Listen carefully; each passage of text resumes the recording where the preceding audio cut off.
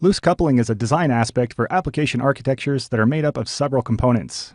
And the idea is that instead of having a big monolithic application architecture, you break things up into smaller, loosely coupled components. And it's a way to reduce interdependencies between the various layers in your application. When you implement this properly, it means that failures in one component in the overall application won't cascade into the other components within the architecture. For example, you might have a web tier or web front-end tier of servers that handle requests from users, along with a back-end web service that does a lot of the heavy lifting for the application. And each component in this architecture could be made up of its own stateless servers that are horizontally scalable, running in their own autoscaling group. And the idea with loose coupling is that these components interact with each other using a non-proprietary interface. So a common approach is to use a RESTful API that uses simple HTTP methods to perform actions. So in a loosely coupled architecture, each component is basically a black box. If the web front-end component needs to tell the back-end web service to perform some task, it can do so with a simple API call. And the big benefit here is that the technical details supporting these components don't need to be exposed. The web front-end component can interact with the back-end web service component using the standard interface, and if we ever want to change the underlying implementation of the API, it won't actually break anything. And that's true as long as the interface stays the same. But the mechanics of how the work gets done behind the scenes can be changed without impacting other components in the system. And this is a common pattern, and if you've heard of microservice architectures, this is essentially the idea. Now, in these loosely coupled architectures, a common practice is to use some type of service discovery process so components can locate each other dynamically.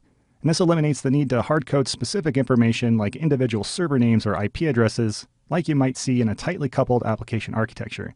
And there's a number of ways to achieve service discovery, but a common solution is to make use of the Elastic Load Balancing service. Since each Elastic Load Balancer has its own DNS name, you can consume a service through that single redundant endpoint. And you can even combine this with your own internal DNS solution. So for example, you could implement an Amazon Route 53 private hosted zone, and we might have an architecture that looks something like this. So in this case, we have an internal zone for a company called globalmantics.com and an Elastic Load Balancer handling the connections to the backend web service component. From there, what you could do is create a CNAME record for the backend web service that's an alias to the ELB DNS name.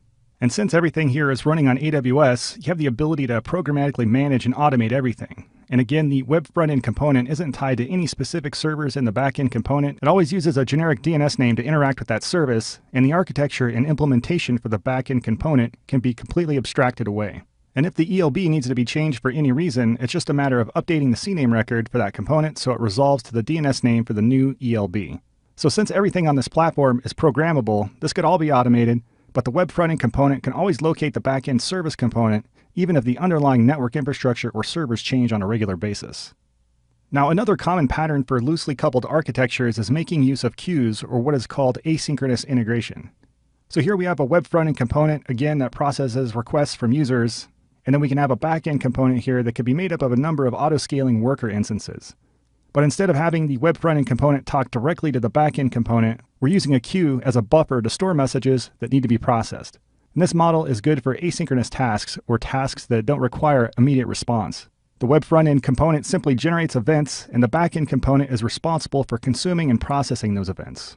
So for example, let's say that a user interacts with a web front-end server, and we now have a task that needs to be taken care of. The front-end can place that message with the details in an Amazon SQS queue, and a little bit later, a system in the back-end component can process that event at its own pace.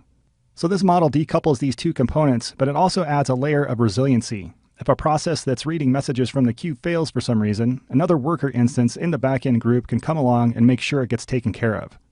Another important note about this model is it allows for the front-end tier to respond quickly to end users. And if there's a big, huge spike in requests and there's suddenly a ton of messages in the queue, you can use an auto-scaling group on the backend tier to scale out horizontally and make sure that all the messages get processed in a reasonable amount of time.